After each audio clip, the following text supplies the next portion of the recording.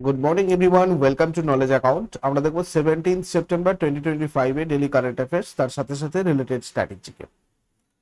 তোমাদের আগস্টের monthly current affairs already publish হয়ে গেছে। তোমরা আমাদের নলেজ অ্যাকাউন্ট অফিসিয়াল অ্যাপের ইবুক সেকশনে গিয়ে মান্থলি কারেন্ট অ্যাফেয়ার্স বলে দেখবে একটা সেকশন রয়েছে, ওইখান থেকে তোমরা এই কারেন্ট অ্যাফেয়ার্সটা কালেক্ট করে নিতে পারবে। ওখানে প্রত্যেক মাসের কারেন্ট অ্যাফেয়ার্সই A4 সাইজের পিডিএফে তোমাদের দেওয়া আছে। আর আজকে ইংলিশ ল্যাঙ্গুয়েজটা তোমাদের আমি দিতে পারিনি, নেক্সট দিন থেকে তোমরা বাইলিঙ্গুয়াল পাবে ইংলিশ এন্ড বেঙ্গলিতে। প্রথম প্রশ্ন আজকে আমাদের কি রয়েছে, অ্যাস্ট্রোস্কেল জাপান ইনক কোন ভারতীয় সংস্থার সাথে ISSA J1 স্যাটেলাইট উৎক্ষেপণের জন্য চুক্তি করেছে? নিউ স্পেস ইন্ডিয়া লিমিটেড এর সাথে চুক্তি করেছে ISSA J1 স্যাটেলাইট উৎক্ষেপণের জন্য। সেপ্টেম্বর 2025-এ অ্যাস্ট্রোস্কেল জাপান ইনক, অ্যাস্ট্রোস্কেল হোল্ডিং ইনকের একটা সহযোগী প্রতিষ্ঠান, এটা ভারতের new space India limited NSIL এর সাথে একটা চুক্তি স্বাক্ষর করেছে।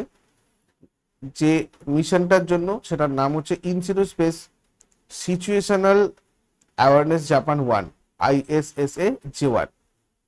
মহাকাশ পরিস্থিতি সম্পর্কে সচেতনতা বৃদ্ধি আর প্রযুক্তিগত পর্যবেক্ষণের জন্য। এটা লঞ্চ হবে শ্রীহরিকোটা, অন্ধ্রপ্রদেশের সতীশ ধাওয়ান মহাকাশ কেন্দ্র থেকে। পোলার স্যাটেলাইট লঞ্চ ভেহিকেলের সাহায্যে PSLVর সাহায্যে, এবং 2027 সালে এটা উৎক্ষেপণ করা হবে। পরের প্রশ্নে যাওয়ার আগে তোমাদের একবার জানিয়ে রাখি, আমাদের নলেজ অ্যাকাউন্ট অফিসিয়ালে সমস্ত এক্সাম স্পেসিফিক এবং সাবজেক্ট স্পেসিফিক ব্যাচেস অ্যাভেলেবেল। যেমন WBP KP-র জন্য ফাউন্ডেশন ব্যাচ পরিবর্তন, প্র্যাকটিস ব্যাচ রয়েছে এবং রিভিশন ব্যাচ WBPSI এর। এই প্রত্যেকটাই তোমাদের চ্যাপ্টার ওয়াইজ এবং ফুল লেন্থ মক টেস্টও এই মানে ব্যাচের মধ্যে রয়েছে। এছাড়া WBSSC group C group D batch, এগুলো উইথ টেস্ট সিরিজ রয়েছে তোমাদের। সেন্ট্রালের SSC GD MTS CHSL এর SSC MTS practice batch, railway batch, bullet batch, সমস্ত ব্যাচগুলো তোমাদের অ্যাভেলেবেল রয়েছে। কোর্স সেকশনে গেলে তোমরা ডেমো দেখলে ডিটেলস দেখতে পাবে। এরপরেও যদি কোনো হেল্প দরকার হয় বা কোনো কনসালটেশনের প্রয়োজন হয়, সেক্ষেত্রে তোমরা এই নম্বরে হোয়াটসঅ্যাপ অথবা কল করে নেবে। আর এটা আমাদের টেলিগ্রাম চ্যানেল, এটাতে তোমরা যুক্ত থাকলে অন্যান্য ক্লাসের নোটিফিকেশনও ঠিকঠাক সময় পাবে। সম্প্রতি আন্তর্জাতিক চা সম্মেলন কোথায় অনুষ্ঠিত হবে? এটা অনুষ্ঠিত হবে কেরালায়। অষ্টম ইন্ডিয়া ইন্টারন্যাশনাল টি কনভেনশন 2025 গ্র্যান্ড হায়াত কোচি বলগাটিতে 18 থেকে 20 সেপ্টেম্বর 2025 এটা হবে। United planters association of southern India আয়োজন করবে। টি বোর্ডস অফ ইন্ডিয়া অন্যান্য অংশীদার একসাথে মিলে কোলাবোরেশন এটা করছে। সর্বশেষ আয়োজন হয়েছিল উটিতে 2016-তে। প্রথম IITC হয়েছিল কোচিতে 1999-এ। এখনো পর্যন্ত নতুন দিল্লি, কলকাতা, গুয়াহাটি, কোচি, গোয়া, উটি এইসব জায়গাগুলোতে হয়েছে। এর উদ্দেশ্য হচ্ছে ভারতের চায়ের ট্র্যাডিশন, উদ্ভাবন, বৈশ্বিক গুরুত্ব তুলে ধরা। সম্প্রতি কোন দেশের দৌড়বিদ আরিয়ান নাইটকে ডোপিং এর জন্য 4 বছরের জন্য নিষিদ্ধ করেছে? আমেরিকা করেছে এটা। দুবারের অলিম্পিক ফাইনালিস্ট এরিয়ান নাইটকে ডোপিং মামলায় 4 বছরের জন্য নিষিদ্ধ করা হয়েছে, যার ফলে 21 বছর বয়সী মার্কিন স্প্রিন্টার 2028 সালের লস অ্যাঞ্জেলস গেমস থেকে ছিটকে পড়েছিলেন, মানে ছিটকে পড়েছে। ওয়ার্ল্ড অ্যান্টি ডোপিং এজেন্সির প্রেসিডেন্ট বর্তমানে রয়েছেন উইটোল্ড বাঙ্কা। ফাউন্ডার ডিক পাউন্ড, হেডকোয়ার্টার কানাডার মন্ট্রিলে রয়েছে। 10 নভেম্বর 1999-এ এটা প্রতিষ্ঠিত হয়। তারপরে কোন দেশ 7টা স্বর্ণপদক জিতে 2025 বিশ্ব বক্সিং চ্যাম্পিয়নশিপে শীর্ষে ছিল? কাজাখস্তান। 2025 বিশ্ব বক্সিং চ্যাম্পিয়নশিপ আয়োজন করেছিল ওয়ার্ল্ড বক্সিং, মানে actually IBA, world boxing federation, IOC recognised form against IBA। Liverpool England host করেছে, ভেন্যু হচ্ছে MNS ব্যাংক এরিনা, 4 থেকে 14 সেপ্টেম্বর 2025-এ। টপ 3 কান্ট্রিজ হচ্ছে Kazakhstan, Uzbekistan and India. India রয়েছে 3 নম্বরে, 2টো গোল্ড, 4টে টোটাল মেডেল। 2025 সালের বিশ্ব বক্সিং চ্যাম্পিয়নশিপে ভারতের কোন বক্সার 57 কেজি ওজনে স্বর্ণ জিতেছিলেন? জেসমিন লাম্বোরিয়া। মীনাক্ষী হুডা 48 কেজিতে, জেসমিন লাম্বোরিয়া 57 কেজি ক্যাটাগরিতে। নুপুর সরওয়ান 80+ কেজি ক্যাটাগরি রূপোর পেয়েছেন। ব্রোঞ্জ পদক পূজা রানী 80 কেজিতে। সর্বোচ্চ পদকধারী দেশ হয়েছে কাজাখস্তান, 7টা স্বর্ণ পদক। আর ওয়ার্ল্ড বক্সিং এর সভাপতি বর্তমানে রয়েছেন বরিস ভ্যান ডর ভার্স্ট। সদর দপ্তর সুইজারল্যান্ডের লুজানে রয়েছে। প্রতিষ্ঠিত হয় 13 এপ্রিল 2023-এ। সম্প্রতি প্রয়াত ডিডি লাপাং কোন রাজ্যের মুখ্যমন্ত্রী ছিলেন? মেঘালয়ের মুখ্যমন্ত্রী ছিলেন ডিডি লাপাং।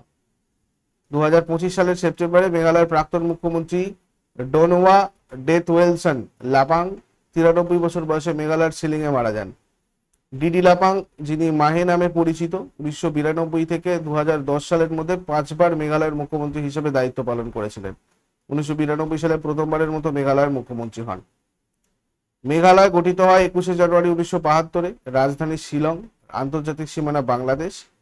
মেঘালয়ের উত্তর আর পূর্বে আসাম, দক্ষিণ আর পশ্চিমে বাংলাদেশ রয়েছে। টোটাল 12টা জেলা, সরকারি ভাষা ইংরাজি। বিধানসভা 7টা আসন, রাজ্যসভার 1টা আসন, লোকসভার 2টো, হাইকোর্ট হচ্ছে মেঘালয় হাইকোর্ট। প্রথম রাজ্যপাল ব্রজকুমার নেহেরু, বর্তমান রাজ্যপাল CH বিজয় শঙ্কর। প্রথম মুখ্যমন্ত্রী উইলিয়ামসন এ সাংমা, বর্তমান মুখ্যমন্ত্রী কনরাড কঙ্কাল সাংমা। রাজ্য প্রাণী মেঘচিতা, রাজ্য পাখি পাহাড়ি ময়না, রাজ্য গাছ গামহার। পাওয়াই, চাকমা, রাভা, হাজং, লাখের, গারো, জয়ন্তিয়া, খাসি এগুলো এখানকার উপজাতি। Balpakram national park, Nokrek national park এখানকার ন্যাশনাল পার্ক। নকরেম উৎসব, খাসি, ওয়াংখালা, সাজিবু, চেইরোবা এগুলো সব এখানকার উৎসব। তারপরে সম্প্রতি ভারতের উপরাষ্ট্রপতি সিপি রাধাকৃষ্ণনের যুগ্ম সচিব হিসাবে কে নিযুক্ত হয়েছেন? আহমেদ খারে যুগ্ম সচিব হিসেবে নিযুক্ত হয়েছেন উপরাষ্ট্রপতি সিপি রাধাকৃষ্ণনের। 1995 ব্যাচের ঝাড়খণ্ড ক্যাডারের IAS অফিসার আহমেদ খারে।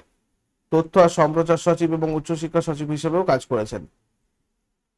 সিপি রাধাকৃষ্ণন এনডিএর উপরাষ্ট্রপতি পদপ্রার্থী হিসেবে মনোনীত। সিপি রাধাকৃষ্ণনের ভারতের আমাদের 15তম উপরাষ্ট্রপতি নির্বাচনে বিচারপতি পি সুদর্শন রেড্ডিকে পরাজিত করে উপরাষ্ট্রপতি হয়েছেন। নির্বাচনের আগে তিনি মহারাষ্ট্রের রাজ্যপাল এবং কোয়েম্বাটুর থেকে দুবারের সাংসদ ছিলেন। বিজেপির তামিলনাড়ু রাজ্য সভাপতি এবং অন্যান্য গুরুত্বপূর্ণ পদেও তিনি কাজ করেছেন। তারপরে 4th কোস্টগার্ড গ্লোবাল সামিট 2025 কোথায় অনুষ্ঠিত হয়েছে? এটা হয়েছে তোমার ইতালিতে। 4th coast guard global summit 2025 September 11 থেকে 12, 2025 হয়েছে ইতালির রোমে। সামিটটা ইতালি আর জাপানের যৌথ সভাপতিত্বে হয়। এটাতে 115টা দেশ এবং আন্তর্জাতিক সংস্থার প্রতিনিধিরা অংশগ্রহণ করেছিল। ভারতের 2টো প্রতিনিধি দল ছিল। 2 সদস্যের ভারতীয় কোস্টগার্ড ICG প্রতিনিধি দলের নেতৃত্ব দেন ডিরেক্টর জেনারেল পরমেশ শিবমণি। 2027 সালে ভারত চেন্নাইয়ে 5ম CGGS আয়োজন করবে। সেপ্টেম্বর 2025-এ গুরগাঁও, হরিয়ানায় ভারতীয় নৌবাহিনী কোন নতুন নৌভিত্তিক স্থাপনা চালু করেছে? INS আরাবল্লী। INS আরাবল্লী সম্পর্কে আমরা যদি দেখি, commanding officer captain Sachin Kumar Singh. Motto হচ্ছে সামুদ্রিক সুরক্ষায় সহযোগ, maritime security through collaboration. 14 September 2025 তারিখে মন্ত্রিসভা নিয়োগ কমিটি ভারতের এশিয়ান ডেভেলপমেন্ট ব্যাংক এর নির্বাহী পরিচালক হিসেবে কাকে নিয়োগ করেছে? এল সত্য শ্রীনিবাস বিকাশশীলের জায়গায় আসছেন। আর এশিয়ান ডেভেলপমেন্ট ব্যাংকের সদর দপ্তর হচ্ছে ফিলিপিন্সের মান্দালয়ং সিটিতে। প্রতিষ্ঠিত হয় 19 ডিসেম্বর 1966-তে। সভাপতি মাসাতো কান্দা আর সদস্যপদ 69টা দেশের রয়েছে। তারপরে বিশ্ব ওজন দিবস কবে পালন করা হয়? 16 সেপ্টেম্বর পালন করা হয় বিশ্ব ওজন দিবস। ওজন স্তরের হ্রাস, জলবায়ু পরিবর্তন সম্পর্কে জনসচেতনতা তৈরি করতে প্রতি বছর এই দিনটা পালন করা হয়। 2025-এর থিম ছিল from science to global action. আগের দিনের হোমওয়ার্কগুলো দেখে নাও। 3 ইডিয়টস ছবিতে র্যাঞ্চো চরিত্রে অভিনয় করেছেন আমির খান আর বনফুল বলাইচাঁদ মুখোপাধ্যায়ের ছদ্মনাম। আর আজকে তোমাদের জন্য প্রশ্ন থাকবে, পৃথিবীর কোন বিন্দুতে মাধ্যাকর্ষণ শক্তি নেই আর কোন মৌলকে মৌলদের রাজা বা কিং অফ এলিমেন্টস বলা হয়? শেষকালে কমেন্টে জানাও। চট করে আগের দিনের গুলো কুইক রিভাইজ করে নেব। যারা যারা লাইভে রয়েছে অ্যান্সার করার চেষ্টা করো। 16 সেপ্টেম্বর 2025 এর কোয়েশ্চেন্স কি ছিল? গুজরাট সরকারের নামলক্ষ্মী যোজনার প্রধান উদ্দেশ্য কি? ছাত্রীদের শিক্ষায় আর্থিক সহায়তা প্রদান। অ্যান্ড্রয়েড কোন ধরনের জাহাজ? Anti submarine warfare shallow watercraft. সামুদ্রিক প্রদক্ষিণা বিশ্বের প্রথম ত্রিবাহিনী সর্বমহিলা নৌপথ প্রদক্ষিণ অভিযান কোন শহর থেকে ফ্ল্যাগ অফ করা হয়েছিল? মুম্বাই। 2025 সালে ইউনেস্কোর বিশ্ব ঐতিহ্যবাহী স্থানগুলির সম্ভাব্য তালিকায় নিম্নলিখিত প্রাকৃতিক স্থানগুলির মধ্যে কোনটি অন্ধ্রপ্রদেশ থেকে যুক্ত হয়েছে? তিরুমালা পাহাড় এবং এররা মাট্টি ডিব্বালু। প্রফেসর প্রদীপ কুমার প্রজাপতি কোন প্রতিষ্ঠানের পরিচালক হিসেবে দায়িত্ব গ্রহণ করেছেন? All India institute of Ayurveda. প্রথম গ্রিন হাইড্রোজেন গবেষণা ও উন্নয়ন সম্মেলন কোথায় অনুষ্ঠিত হয়? নয়াদিল্লি। বিশ্বের প্রথম কোয়ালা ভ্যাকসিন কোন রোগ থেকে সুরক্ষা দেবে? ক্ল্যামিডিয়া। পঞ্চম কোস্টগার্ড গ্লোবাল সামিট 2027 কোথায় অনুষ্ঠিত হবে? চেন্নাই। 2022 সালের নির্বাচন হারের পর অভ্যুত্থান ষড়যন্ত্রের অভিযোগে 27 বছর 3 মাসের কারাদণ্ড পাওয়া ব্রাজিলের প্রাক্তন রাষ্ট্রপতিকে? Jair Bolsonaro. 14 সেপ্টেম্বর ভারতে কোন দিবসটা পালিত হয়? হিন্দি দিবস। 2025 সালের সেপ্টেম্বরে ভারত সরকার কোন সংস্থার সাথে তেহরি লেক এরিয়া প্রকল্পে ঋণ চুক্তি স্বাক্ষর করেছে? Asian development bank. ভারতের দিগ্বিজয় দিবস হিসাবে 11 সেপ্টেম্বর কোন গুরুত্বপূর্ণ ঘটনা চিহ্নিত হয়? বিশ্ব ধর্ম মহাসভায় স্বামী বিবেকানন্দের বক্তৃতা। এগুলো ছিল তোমাদের আগের দিনের প্রশ্ন। ইউজফুল বলে মনে হলে লাইক করো, শেয়ার করো, কমেন্ট করে ফিডব্যাক জানাও। আর প্রতিদিন সকাল 6টার সময় ডেইলি কারেন্ট অ্যাফেয়ার্স এর আপডেটের জন্য নলেজ অ্যাকাউন্টকে সাবস্ক্রাইব করে বেল আইকন প্রেস করে অলে ক্লিক করে নাও। Thank you so much, take care, have a great day.